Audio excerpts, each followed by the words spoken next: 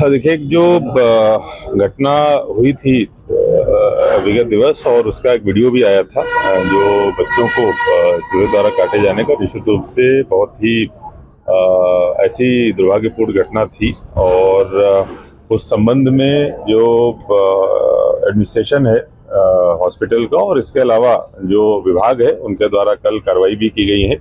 उनमें 2 लोगों को सस्पेंड किया गया है, कुछ लोगों को शोकॉज नोटिस भी दिया गया है। स्टेट से अन्य जो जिम्मेदार यहाँ के उच्च स्तर के एडमिनिस्ट्रेटर हैं, उनको भी नोटिस प्रदान किया गया है। निश्चित रूप से ऐसी चीज़ नहीं होनी चाहिए थी, और जो भी इसमें एजेंसी है या जो भी इसके लिए जिम्मेदार लोग हैं, अगर अन्य कोई भी जांच में पाए जाते हैं तो बहुत कड़ी कार्रवाई इस पर की जाएगी।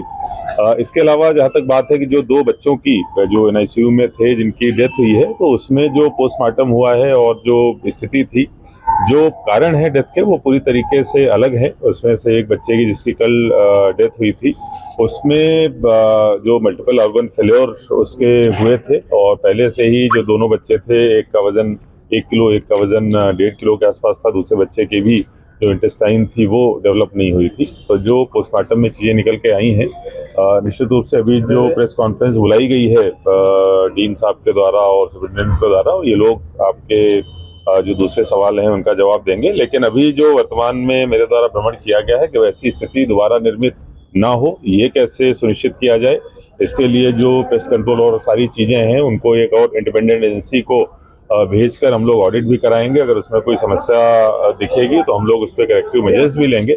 जो विभाग के द्वारा, चिकित्सा विभाग के द्वारा कार्रवाइयाँ हुई हैं और जो जांच कमेटी बनाई गई है, उसके आधार पर जो भी फाइंडिंग्स आएंगी, उसके आधार पर उनके द्वारा कार्रवाई की जाएगी।